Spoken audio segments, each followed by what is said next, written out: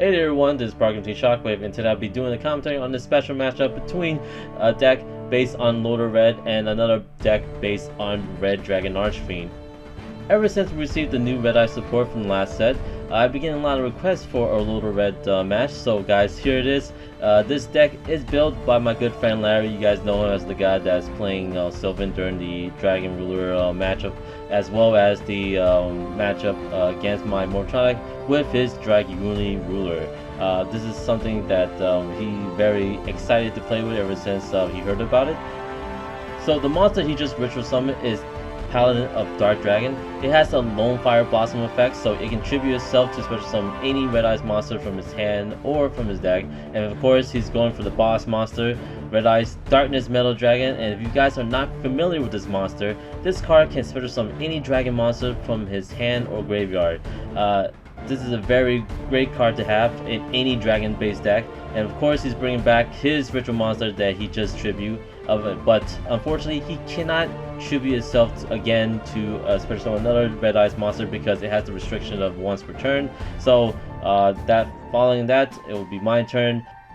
So I made this Red Dragon Archfiend base deck on cards that Jack Atlas would kind of use. So I basically play a lot of his Resonator monsters, but I do play cards like Garbage Lord and Cyber Dragon to help myself to get like easy low 8 synchro plays. But unfortunately I cannot do it from the hand I have here, so I had to special summon my Garbage Lord so I can go into a low 6 play to the one of the new cards called Red Wyvern. This card allows me to destroy any monster on the field that has a higher attack than this monster on either of those players' turns, so it's a quick effect, but I don't like the restriction of just destroying a monster that's higher attack than it, because that doesn't give you a lot of options to actually effect. It also has the condition that it can only be activated once while it's face up on the field, a condition that's similar to the windups. So right now I'm pondering if I should activate my instant fusion, get out the Panzer Dragon so I can get it destroyed at the end of the turn to pop Larry's backward, because I didn't feel like being surprised of whatever Larry had in mind with this kind of build, because since Loader Red is something that you don't see every day, I just want to play more cautiously, but it really backfired in my face since it was just an MST getting rid of my Forbidden Lands. So I dig a deeper hole for myself because I really have nothing to protect myself from Larry's attack. So on Larry's turn, he banished his ritual spell card from the graveyard to add a Red Eyes spell or trap card from his deck to his hand. This way he can add the Red Eyes Call the Haunted version, as well as any of the other Red Eyes ritual spell cards. But he's gonna special summon his Light Pulsar Dragon and attack over my Red Wyvern. So right now, Larry is a very good position for himself, because if you guys live through the Chaos Dragon format, Light Pulsar and Red Eyes Dark Metal Dragon goes very hand in hand, because they can bring each other out if Light Pulsar can destroy, or Red Eyes can just special summon Light Pulsar from the grave. At this point, I have to go all in, so I played this card called Resonate Destruction. It's a spell card that allows me to destroy one card on the field if I use a Resonator monster as a synchro material. So I brought out my Clearwing Synchro monster. This monster is my only level 7 monster, which it sucks, because if I had like Moonlight the Rose Dragon, I could have just bounced that card back to his hand. And now I do have the destruction effect of the Resonate Destruction, but I can't do anything, because if I destroy Light Pulsar, he can just bring back his Darkness Metal Dragon. If I destroy one in his back row, it could be that Red Eyes Call the Haunted that he had searched previously. So I had to scoop. And now game 2, I'm gonna set down a monster and just back row, and hopefully what he can do from here. So he's gonna summon his Djinn, but unfortunately he attacked over my Dark Resonator. This way I can prevent from being destroyed once per turn by battle. Once it became my turn, I have to quickly end my turn because there's not much I can do. So Larry's starting his turn by summoning his Senju, allowing him to get the Paladin of Dark Dragon to his hand, and with another monster on his side of the field, he's able to get over my Dark Resonator effect. So I'm going to start my turn by playing the Resonator Call. this is basically a rota for the Resonator, so I'm going to add the red Resonator into my hand. If you guys are not familiar with red Resonator, if I'm normal summoning this monster, I can special summon a level 4 or lower monster from my hand to the field. But if this card is special summoned, I can choose one monster on my side of the field, and that monster's attack will increase my life points. As you can see, Larry saw the synchro play was coming, so he did have the ring restriction to get rid of my Cyber Dragon, but I did have the lance to protect that. From this point, I can special summon into my Red Dragon Archfiend Scar Right. If you guys are not familiar with this card, this is a card that's coming out in Dimension of Chaos. It's a generic level 8, and this way, this is basically another Red Dragon Archfiend card that allows you to destroy as many special summon effect monster on the field that has equal to or lower attack than this monster. So, and then if that happens, your opponents take 500 for each monster that was destroyed by this effect. But I'm gonna quickly synchro summon again into the hot Red Dragon Archfiend Bane. With his effect, I'm able to tribute one monster on my side of the field. This way, I can special summon one Red Dragon Archfiend from my grave to the field, but I have not activated that part of the effect yet because I was trying to bait out whatever he had last. But I did have the Call of Haunted to special summon my Red Dragon Archfiend without sacrificing one of my monsters. But after the initial attack, I'm gonna quickly synchro summon on main phase 2 to the Abyss of the Red Hot Dragon Archfiend.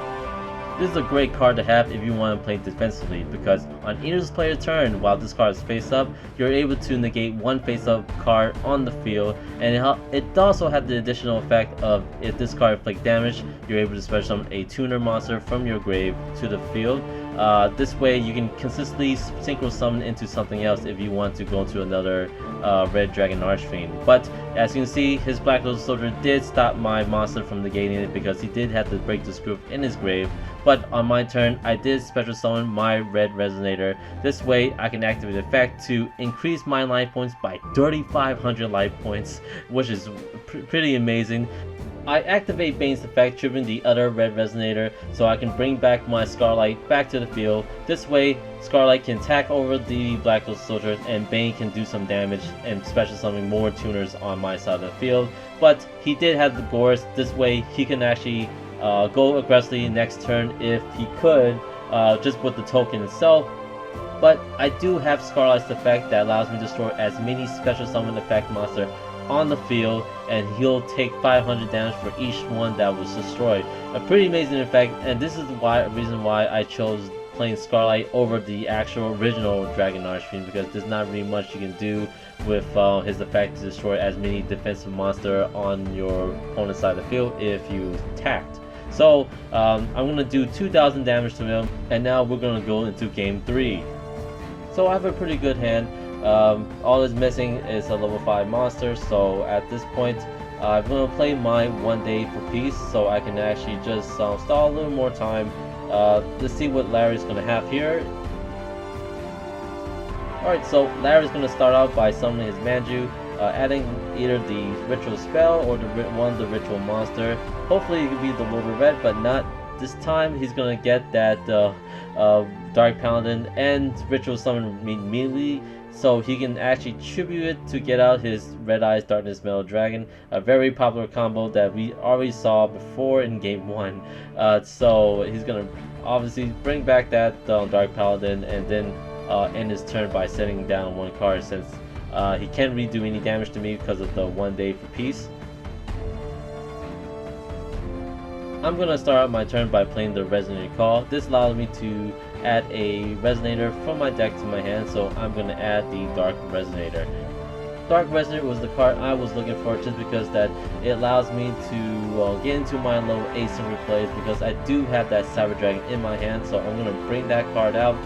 Normal summon the Red Resonator. This way I can special summon the Dark Resonator onto the field, but of course he has that damn Ring Destruction again to get rid of this time my Cyber Dragon. So at this point I have to end my turn because I can't do anything right now, and I don't have any back row support to help me defend these monsters. So look like I'll be taking a good chunk of life points on Larry's turn if he's not able to OTK me this turn.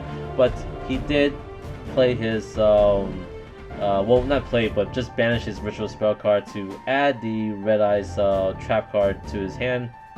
Now he's going back to his deck again when he summons Manju.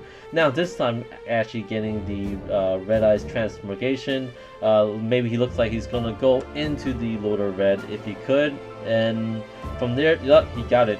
So right now, I'm looking like I'm pretty screwed just because that with the Lord of Red, he can actually use this effect to destroy my Dark Resonator because of the effect of allow me to prevent it being destroyed once by battle. Now he's going to use his Red Eyes effect to bring out his Red Flare Dragon to the field. And now, what is he going to do now? He's going to banish more monsters to bring out his Black Luster Shoulder Dragon. So he's going overboard on me, and that's pretty much game. I hope you guys enjoyed this video. If you guys want to see the deck run between these two decks, please like, comment, subscribe. This is Parker T Shockwave signing out.